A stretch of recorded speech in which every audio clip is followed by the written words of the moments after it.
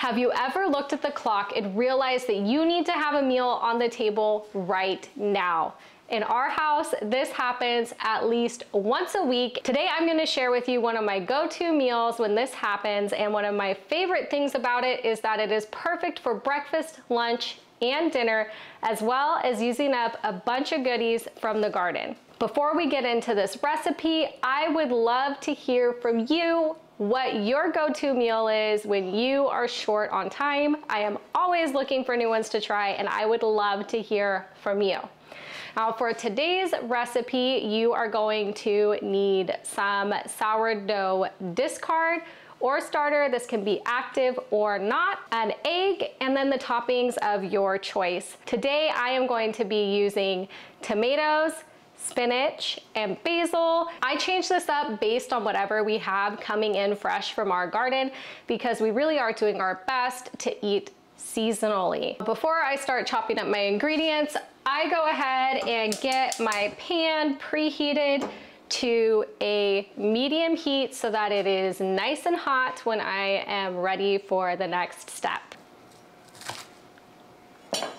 I get so excited this time of year when all the fresh tomatoes and basil are coming in from our garden, especially since this year we made a big commitment to eat what's in season. So we had not had tomatoes since I think November of last year that were fresh, unless we were at someone's house or ate out somewhere. But it has been a struggle. And I can also tell you that these tomatoes taste so much more delicious by taking a break for them. And another challenge of it was we had a lot of cauliflower or broccoli come in and you eat it till you're sick of it. But now by the time we have it again, we know that we'll be ready and it will taste so good. Once everything is chopped, go ahead and turn your heat down now that your pan is nice and hot. I have to take mine down to low, but this might vary depending on your cooktop. And then you're gonna go ahead and add a generous amount of butter, about half a tablespoon to a whole tablespoon. Honestly, the more butter, the better. Once your butter is melted, go ahead and pour your starter right into your pan.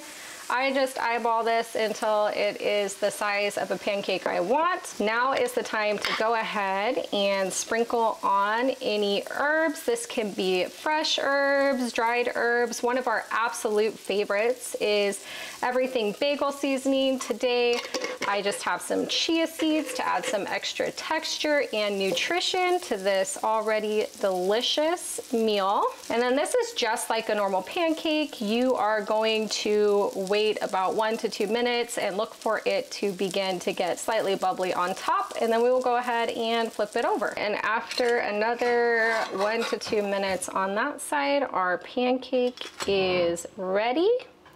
We'll just go ahead and set that aside.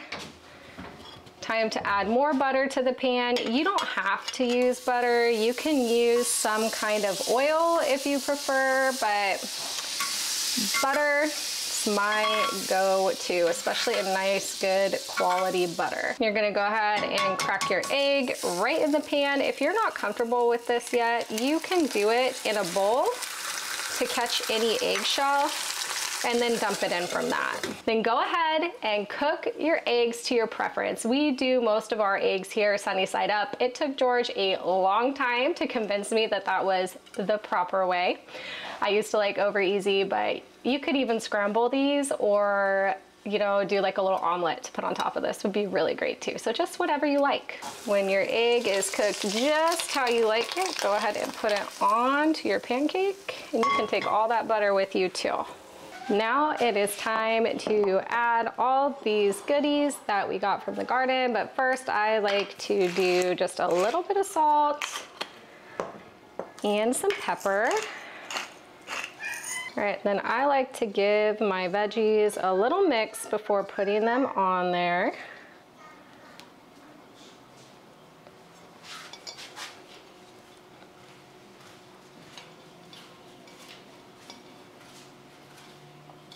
And that is it. It is so quick, simple, and delicious. And my favorite part is you really can put anything you want on here. Just head out to your garden, see what you have, and you can mix it up. And as a bonus tip today, I want to share with you what I do to make sure I always have plenty of sourdough discard on hand. Whenever I feed my starter, if I'm not making a sourdough discard recipe that day, I just pour it in a separate jar that I keep in my fridge at all times. That way I have discard on hand if I want to make crackers or this last minute meal or any other sourdough discard recipe, and I am not dumping money in the trash by wasting the flour that I use to feed my starter. If you enjoyed today's video, please give it a thumbs up, and if you know someone looking for a quick, nutritious, and delicious meal to cook for themselves or their family, please share this video with them. My name's Katrina, and this is the Frederick Family Acre, the place where we share gardening, homesteading, and cooking from scratch.